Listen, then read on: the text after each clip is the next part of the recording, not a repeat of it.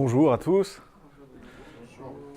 Donc moi, je suis photographe depuis. J'ai fait mes études en fait dans le quartier dans les années 90. J'étais à l'ENSA, à l'École normale nationale supérieure des arts décoratifs.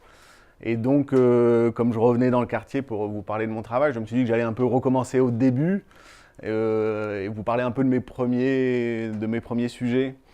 Donc quand je suis rentré à l'ENSA, j'ai choisi la section photo. Et à l'époque, mes références et les références de pas mal d'élèves, c'était beaucoup la photographie humaniste. C'est-à-dire que les principales thématiques, c'était l'homme et les conflits, les inégalités, les minorités. Et l'homme était très présent devait être très présent dans l'image, autant par les thématiques que dans les cadrages. C'est-à-dire que les photographes qu'on a admirés à l'époque, c'était des gens comme Sebastião Salgado ou le reporter de guerre Jem Natchway, ou des classiques comme Cartier-Bresson. C'est-à-dire que le photographe se devait d'intégrer une communauté pour en suivre quelques individus et raconter leur vie à travers les images de l'homme. Et moi, j'étais très imprégné de cette culture. J'ai eu la chance aux Arts Déco d'avoir une bourse d'études pour aller à New York un an dans une école américaine. Et là-bas, arrivé à New York, j'étais vraiment très frappé par le nombre de sans-abri qu'il y avait dans la capitale à New York. Il y avait vraiment comme des villages, des bidonvilles qui s'infiltraient un peu dans tous les recoins laissés libres de la ville. Alors je vais vous montrer quelques photos. Alors tout de suite, avec mes références de photographie, de reportage humaniste, je suis allé à la rencontre d'une communauté de Noirs américains qui vivaient sur les bords de l'Hudson River, dans des cabanes sous une voie rapide entre deux ponts.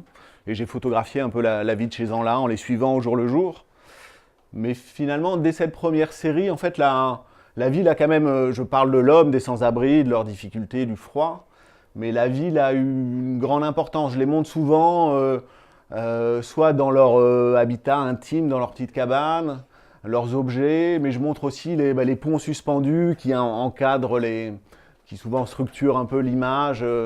Je montre comment ces villages s'incrustent dans la ville et utilisent l'espace disponible ou les structures même de la ville pour se loger, pour habiter. Donc c'était mon premier reportage de retour aux Arts Déco. J'ai passé mon diplôme. Et là, je me suis aussi intéressé à l'espace intime, mais l'espace intime de religieux. C'était dans un couvent dominicain.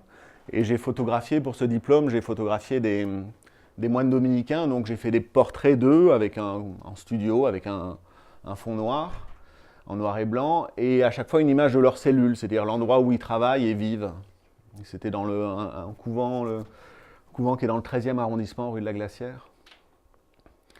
Et là aussi, j'avais envie de raconter un peu les gens en montrant leur espace intime. En me disant qu'en montrant l'espace où vivent les gens, on peut aussi raconter leur vie et leurs objets, leur espace racontent un peu leur identité, leur intimité. Et j'aimais bien aussi cette juxtaposition d'un espace concave, la cellule, le lieu de vie, et puis le portrait à côté, plus grand que nature. Donc ça, c'était le diplôme de fin d'études. Et finalement, ces deux thématiques de photographier l'espace intime et raconter la vie des gens en montrant leurs objets, leurs lieux de vie, et aussi l'intégration de cet espace dans la ville, c'est des thématiques qui vont me suivre et que je traite toujours aujourd'hui, après avoir fait un long détour par le reportage de commande, et j'ai beaucoup travaillé pour les magazines. Je suis revenu un peu à cette façon de photographier, vraiment montrer très sobrement les lieux de vie des gens. C'est la même pièce? C'est à peu près, oui, c'est un bâtiment moderne, donc c'est à peu près les mêmes espaces, toujours avec la fenêtre au fond, le lit dans un coin. Là, on ne sait pas trop où est le lit, moi je ne me souviens plus. Et voilà, donc après ça, j'ai eu mon diplôme. Je suis parti, je voulais devenir reporter, donc je suis parti dans les territoires palestiniens. Et pendant 4 ans, je faisais beaucoup d'allers-retours. Je faisais du reportage d'actualité sur la seconde intifada. J'ai produit beaucoup de reportages dans ces territoires, mais finalement, au bout de 4 ans, j'avais pas l'impression de faire des images qui me Je publiais quelques reportages, mais qui faisaient vraiment sens pour moi. Et c'est finalement à Paris, en 2006, que j'ai produit le premier reportage qui m'a un peu marqué comment dire, ma carrière. À l'époque, en 2006, une ONG, Médecins du Monde, a commencé à distribuer des tentes igloos aux sans-abri à Paris. Et ça a eu un grand succès, il y a pas mal d'associations qui ont emboîté le pas, et finalement les sans-abri ont compris qu'ils pouvaient acheter eux-mêmes leurs tentes chez Gosport ou Decathlon, c'était des tentes pas chères. Et on a vu éclore partout dans Paris ces tentes de couleurs qui contrastaient avec le paysage un peu gris des trottoirs de la capitale. Et ces tentes, moi, elles me fascinaient, mais je ne savais pas très bien pourquoi. Et j'ai eu envie de les photographier. Mais alors, rien n'est plus difficile. Ces tentes, c'était vraiment banal. Il y en avait en bas de chez moi, il y en avait partout. Et on en parlait pas mal parce que, au-delà de protéger les sans-abri du froid et de leur donner un peu d'intimité, tout d'un coup, ça les a rendus visibles à Paris. Les gens les voyaient. Ces tentes sont, en général, pas toutes, mais de couleurs vives. Et des gens qu'on a tendance à oublier, à ne pas vouloir voir, tout d'un coup, ils s'étaient... et je crois que la ministre de la Cohésion sociale, c'était Catherine Vautrin, et elle avait critiqué l'initiative de Médecins du Monde en disant que c'était dangereux pour les sans-abri parce que ça les isolait encore plus du reste de la société. Enfin, ça gênait vraiment les autorités. Et j'avais envie de les photographier, mais comment les photographier? Parce que vraiment, il y en avait à tous les coins de rue, et comment les photographier sans faire des photos un petit peu banales. Donc j'ai commencé à les photographier en plein jour, mais ça ne me convenait pas tellement. Et à un moment, je me suis dit, qu'est-ce qui m'intéresse dans ces tentes? C'est vraiment deux univers qui se télescopent, la ville. Et pour moi, ces tentes, ça renvoyait plutôt à l'univers du camping, des vacances, du plein air, de la nature. Et c'était ces deux éléments visuels qui se télescopaient dans un même espace qui m'intéressaient. Donc j'ai décidé de faire les photos pour avoir uniquement ces deux éléments, le tissu urbain et les tentes, de faire les photos uniquement entre 2h et 4h du matin pour plus avoir de voitures, de piétons, de choses en plus. Et ça donnait cette série. Alors avec cette série, ce qui était surprenant, c'est que c'était vraiment la première série où il n'y avait absolument pas d'être humain dans les images. C'était complètement désert. Et c'est aussi la première série où j'ai eu un gros succès. C'est-à-dire que ça a été primé au World Press Photo, qui est une compétition internationale connue de photographie. Et donc moi qui venais de cette tradition de la photographie humaniste, j'étais un peu troublé. C'est la première série où il n'y avait absolument personne dedans, et tout d'un coup ça marchait. Je sais pas, merde, qu'est-ce qui se passe? Et finalement je crois que ça a eu du succès parce que j'ai compris qu'on pouvait parler de l'homme sans le montrer forcément, que ces photos elles expriment finalement pas mal un peu la solitude des sans-abri, et de les montrer comme ça sans montrer où on parle plus d'une personne, mais on parle des sans-abri en général, et ça montrait de les montrer dans la nuit comme ça avec un paysage désert. Ça exprimait bien la solitude que peuvent ressentir ces gens dans leur tente. Donc ça c'était en 2006. Après j'ai continué à travailler pour la presse, à produire pas mal de reportages. Et j'ai eu envie, au bout d'un moment, vers 2011, de revenir au conflit israélo-palestinien, parce que c'est un conflit qui m'avait marqué. J'avais passé beaucoup de temps là-bas, c'est assez violent, donc moi j'étais pas habitué à ces situations de conflit, j'avais vu des gens mourir, et j'avais envie d'y revenir, mais pas comme reporter, parce que finalement, comme reporter, j'avais jamais réussi à produire des photos qui m'intéressaient moi, bien que j'admirais d'autres reportages produits dans ces territoires. Moi, j'arrivais pas à faire des choses qui m'intéressaient, donc je me suis dit, je vais retourner là-bas et je vais travailler un peu comme pour les tentes ou pour les dominicains, en cherchant un axe visuel qui me plaise et qui me convienne. Je voulais travailler sur les réfugiés palestiniens. Donc je suis parti dans les camps de réfugiés en Cisjordanie et à Gaza. Mais ces gens sont réfugiés depuis 60 ans, donc les camps de réfugiés, finalement, c'est des villes. Et j'arrivais pas à trouver une traduction finalement visuelle à l'exil. Et je me suis dit que finalement l'exil, peut-être qu'il ne se voyait pas ici si je décidais finalement de ne pas photographier les réfugiés, mais de m'intéresser à l'endroit d'où ils viennent. Donc en parlant avec certains réfugiés palestiniens, ils connaissent tous le nom de leur village d'où ils viennent, dont leurs familles sont originaires en Israël. J'ai recherché ces noms de villages, bien sûr ils ont tous disparu. Et en achetant d'anciennes cartes d'Israël avant 1948, j'ai pu retrouver ces villages, et en superposant ces cartes avec des cartes récentes, j'ai pu reporter l'emplacement des villages, et j'ai commencé à en retrouver quelques-uns. Et j'ai commencé cette série qui s'appelle Les Absents.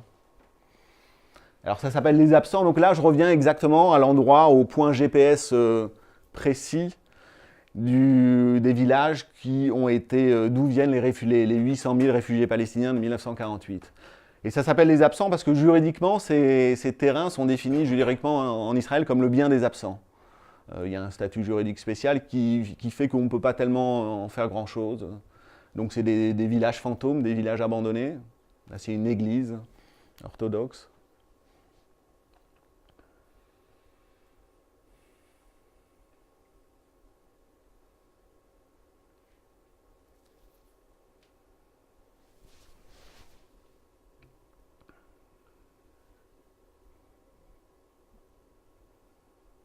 Ils appartiennent toujours Officiellement, ils appartiennent toujours aux Palestiniens qui ne reviendront jamais. C'est géré par une administration qui s'appelle l'Amidar et c'est très difficile de racheter ou de louer ces lieux si ce n'est pas pour un projet d'État ou de l'administration. En général, ça reste désert. Il y a beaucoup de parcs naturels, par exemple. Là, c'est un des seuls villages où il y a des projets immobiliers, mais qui sont bloqués par la Cour suprême. C'est un village qui est presque dans Jérusalem. Et à chaque fois, c'est bloqué au dernier moment. Alors, c'est pas pour préserver la mémoire des Palestiniens, mais c'est parce que juridiquement, c'est compliqué. Autant dans les territoires palestiniens, c'est vrai qu'on a l'impression qu'on exproprie comme on veut, mais en Israël, c'est plus compliqué.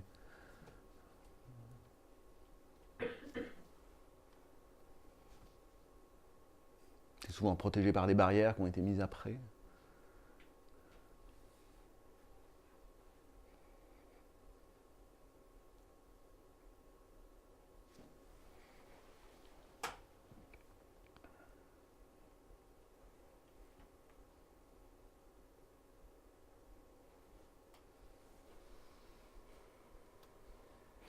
Voilà, et donc avec cette série, les absents à nouveau, ça ressemblait un peu au temps, c'est-à-dire dans les premières photos que vous avez vues, c'est absolument désert, il n'y a personne, et à nouveau gros succès. Donc là, j'étais assez troublé parce qu'à chaque fois que je faisais finalement des séries où il n'y avait personne dedans, ça marchait bien. Avec cette série, j'ai eu pas mal de prix et des financements du Centre national des arts plastiques. Et donc je me suis dit que c'était peut-être mon truc de parler de l'homme sans vraiment le montrer. Et à partir de ce moment-là, j'ai travaillé, même en commande, j'arrivais à imposer mon style comme ça, je travaillais comme ça. Et finalement, c'est des thèmes...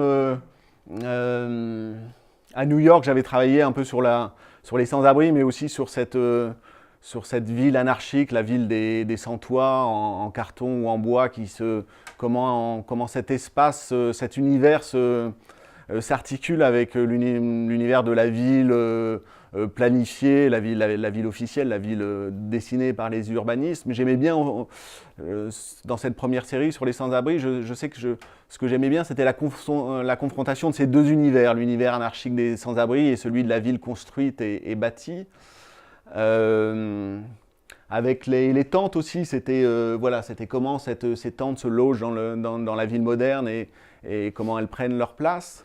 Et là aussi, il y a un peu deux univers. C'est l'univers du passé et d'un pays qui n'existe plus avec le pays moderne qui s'étend et qui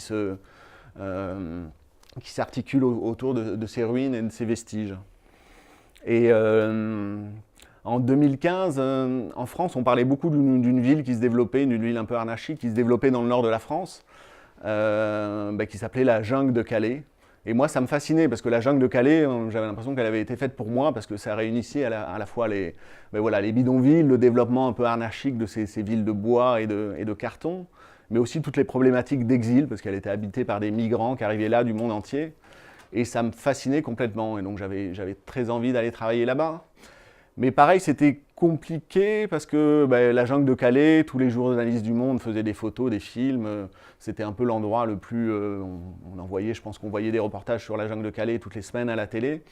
Tout le monde connaissait cette étendue de bâches bleues et de toitures en carton ou en bois. Donc il fallait que je trouve une façon un peu à moi, personnelle, de révéler, de montrer en fait un point de vue. Et je me suis dit que j'allais revenir un peu à mon projet de fin d'études, que j'allais montrer ce qu'il y a dans ces cabanes. J'avais envie de montrer l'espace intime des migrants, de parler d'eux à travers leurs objets, à travers leurs intérieurs, et surtout aller voir dans ces cabanes. C'était là, montrer ce qu'il y a sous ces bâches bleues. Et donc c'est un projet qui m'intéressait énormément. J'en parlais beaucoup autour de moi. Mais finalement, comme Calais, on n'a pas à prendre de billets d'avion comme pour partir en Israël. Finalement, je repoussais de semaine en semaine mon départ vers la jungle de Calais. Je crois que j'avais un petit peu peur d'y aller aussi. Je crois que c'était en mai 2016, là, tout d'un coup, les forces de l'ordre démantèlent la partie nord de la jungle de Calais. Donc toute la partie nord était démantelée et partie en fumée. J'avais l'impression que la moitié de mon projet avait été annulée. Donc là, j'ai un peu paniqué et j'ai fait mes affaires à toute vitesse. Alors je voulais travailler à la chambre photographique parce que je savais que les espaces allaient être tout petits. Donc la chambre photographique, c'est le seul système avec on a une quantité infinie d'objectifs et surtout on peut décentrer, faire de la photo d'architecture. Et donc je voulais travailler à la chambre, donc j'ai préparé un sac photo avec ma chambre, mes objectifs, une loupe, les boîtes de films et un autre sac avec toutes mes affaires personnelles, mon téléphone, mon portefeuille, mes vêtements, mon pyjama. Je partais un peu comme si je partais dans une vraie jungle au Brésil, à l'autre bout du monde. Et en fait, c'était juste à Calais, à 3 heures de route de Paris, c'était un peu ridicule. Et donc je suis parti comme ça un peu en panique après le démantèlement de la partie sud de la jungle. Donc on roule vers le nord et c'est assez impressionnant arriver à 50 km de Calais, le paysage change. On voit que les voies ferrées sont protégées par des barrières, des fois des doubles rangées de barrières. Tous les ponts autoroutiers sont surveillés par la police et aussi protégés de barrières. Toutes les aires de repos sont fermées. On entre dans une zone assez spéciale où tout le paysage a été modifié pour essayer de se protéger des migrants. Et la jungle de Calais, on l'aperçoit dès l'autoroute et on prend la sortie numéro 1 à Calais et on débouche directement dans la jungle. Donc on est accueilli d'abord par une dizaine de policiers qui vous ordonnent d'aller vous garer ailleurs. Donc j'ai été garer ma voiture à quelques kilomètres de là et je suis revenu avec mes 2 sacs à dos. C'était la fin de journée et j'arrive dans la jungle et pour moi c'était voilà ça. C'était un paysage de rêve. Alors je sais que ça peut paraître un peu snob de dire que la jungle de Calais, qui est un bidonville, était un paysage de rêve parce que les conditions de vie sont très difficiles, il fait froid, les gens souffrent. Mais pour moi aussi, j'avais l'impression de voir une ville qui se créait en direct devant moi, avec des gens qui arrivaient du monde entier, qui parlaient toutes les langues. C'est un peu comme New York ou Berlin, c'est un peu des villes-mondes où il se passe des choses sans cesse. Il y a des gens qui arrivent de Kaboul, qui ouvrent une épicerie, d'autres qui arrivent de l'autre bout du monde. Il y a pas mal de journalistes, d'ONG aussi. C'est un véritable mélange. Et donc, il y a énormément d'énergie. Donc, j'arrive à Calais, j'étais très excité de ce premier reportage. Je ne savais plus où donner de la tête. Donc, je commence à me balader. Donc, à Calais, il y avait des rues commerçantes avec plein de petites échoppes dans la jungle, plein de petites échoppes. Donc, je rentre par exemple dans une boulangerie afghane où il y avait un Afghan qui avait son four tandoori et qui préparait des petites boulettes de pâtes qu'il étalait sur un grand torchon comme ça et il en faisait des galettes, je crois que ça s'appelle des nounes, et il les collait sur les parois de son four et je me souviens, j'en ai acheté quelques-unes, je me régalais de ces galettes afghanes toutes chaudes en discutant avec des clients, puis après je suis ressorti de la boulangerie parce que je voulais commencer mes photos, le soleil baissait. Mais je suis rentré dans une épicerie aussi parce qu'il y avait un type avec un grand pot de tabac qui roulait des cigarettes filtres et un autre qui confectionnait des petits paquets en papier d'aluminium et il les vendait comme ça par 10. C'était 1 euro des cigarettes. J'en ai acheté un paquet. Et puis je suis ressorti et je suis monté sur une espèce de butte de sable où on voyait toute la jungle. Alors là, c'était comme une mer de toits en bois, en tôle, en carton, en bâche bleue. Avec tout autour, on voyait un peu les gyrophares de police qui encerclaient la jungle. Et je commence à sortir mon appareil photo, ma chambre photographique. Et le gros avantage de la chambre aussi, c'est qu'à Calais, les migrants étaient un peu lassés de voir des reporters, des journalistes, ils se méfiaient beaucoup. Et donc vous sortez un appareil à souffler en bois et vous mettez on a besoin d'à peu près un quart d'heure, 20 minutes pour prendre une photo. Et finalement, au lieu de susciter la méfiance, je suscitais la curiosité des migrants qui venaient vers moi et qui se demandaient ce que je faisais avec cet appareil bizarre en bois. Je mettais mon tissu noir sur la tête et je cadrais. Donc rapidement, j'ai rencontré pas mal de monde, ça marchait bien. J'ai fait 2-3 photos là, des paysages de la jungle au coucher de soleil. Et je me souviens, il y a un migrant qui m'a abordé, un Malien, qui parlait un francophone. On a commencé à discuter, je lui ai proposé une cigarette. Et là, je cherchais du feu dans mes poches, dans mon sac photo. Et je me suis rendu compte que mon second sac à dos avec mes affaires personnelles avait disparu. Donc je commence à chercher partout autour de moi. Le soleil commençait, la nuit commençait à monter et je ne trouve pas mon... Donc je me dis, ça y est, ça commence bien, c'est mon grand projet à long terme. Là, j'ai déjà perdu la moitié de mes affaires. Donc je décide de retourner à l'épicerie afghane où je l'avais peut-être oublié. Je dévale la butte de sable où j'étais monté. Mais je ne trouve plus mon chemin en fait. Il commençait à faire nuit, j'étais arrivé il y a à peine une heure et ça y est, j'étais paumé dans la jungle de Calais.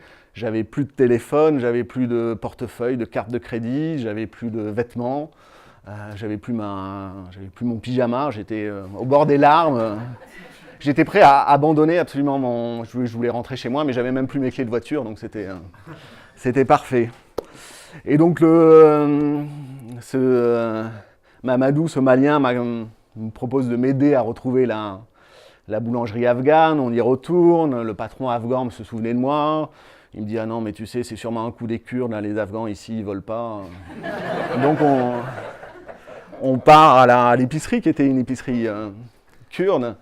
Et le Kurde, la même chose, était désolé pour moi. Il me dit « Non, mais attends, mais il faut aller voir les Syriens, parce que tu sais, les Kurdes, non, Donc, c'était un peu ça.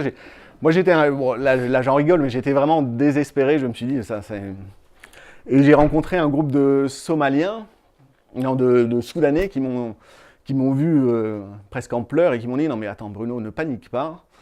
Nous on peut te loger, on a un collègue qui vient de passer en Angleterre, là, donc on a une chambre de libre dans notre maison, on va te loger. » Alors j'ai dit « Oui, mais j'ai plus rien, j'ai même plus d'argent. » Tu sais, mais t'as pas besoin d'argent pour loger chez nous, et si t'aimes la cuisine soudanaise, on va pouvoir te nourrir. Et alors j'aurais dit, mais j'ai même plus de pyjama, j'ai plus rien. Ici, il y a le secours catholique, il y a plein d'organisations qui distribuent tout ce que tu veux. On va aller te chercher tout de suite un kit de toilette. Ils distribuent des petites trousses avec des brosses à dents, du dentifrice. Et demain, on ira à une distribution de vêtements, on va tout. Et donc voilà, ça, c'est ce Soudanais, il s'appelle Altaer. Et c'est sa maison à Calais. Je pense que c'était un des plus beaux intérieurs de Calais. Donc là, c'est le salon, mais il y avait 4 chambres autour. Et j'ai logé chez lui, je crois que j'ai passé 4 nuits et j'ai commencé mon reportage. Et je me suis rendu compte tout d'un coup que j'étais en fait réfugié chez les réfugiés. Et franchement, ça paraît un peu ridicule parce que moi, j'avais tout perdu, mais c'était relatif par rapport à eux. Mais oui, à ce moment-là, j'avais un peu tout perdu. Et ça fait vraiment du bien de rencontrer des gens qui vous disent mais attendez, il n'y a pas de problème, on va vous loger, on va vous prêter, on va vous nourrir et vous n'avez pas à vous soucier si vous voulez faire votre reportage. Vous pouvez compter sur nous, on va vous nourrir et vous loger et vous pourrez rester chez nous. Et donc c'était une belle leçon, je me retrouvais réfugié chez des réfugiés et finalement c'est eux qui me venaient en aide et qui m'ont permis de faire la série que vous allez voir. Donc on va commencer, Donc ça c'est Altaer qui posait pour moi. Ça, c'était aussi un Soudanais qui était sourd et muet. Alors, ça, c'était la maison d'Abdel Raouf.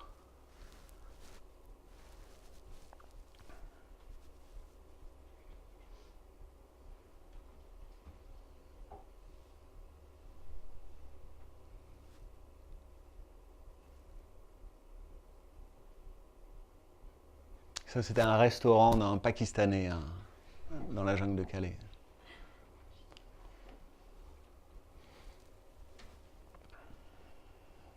Ça, c'était un jeune bédouin du Koweït et il m'a raconté que c'était sa première maison, Ali, qu'il avait toujours vécu sous la tente au Koweït et il voulait aller en Angleterre. Ça, c'était un Syrien qui rêvait aussi de l'Angleterre, qui avait réussi une fois à monter dans un camion, mais le camion allait à Barcelone, donc il s'est retrouvé. Alors ça, c'est un autre camp, c'est la Grande-Sainte, c'est le camp officiel qui avait été créé par le maire de Grande-Sainte et géré par MSF. C'était un coiffeur kurde, aussi à Grande-Sainte, un couple de Kurdes qui venait d'avoir un bébé.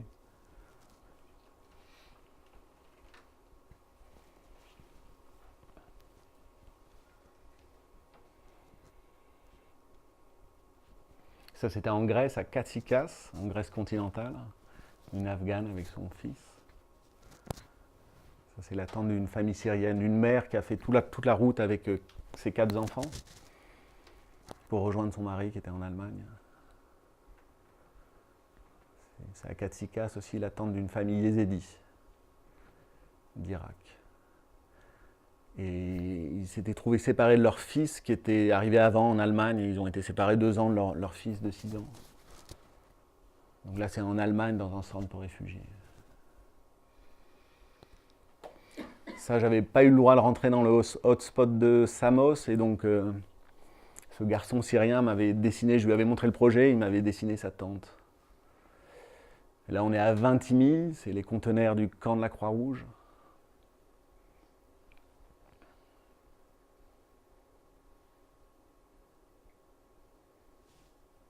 C'est à Vintimille, mais dans les dortoirs de l'église Sant'Antonio.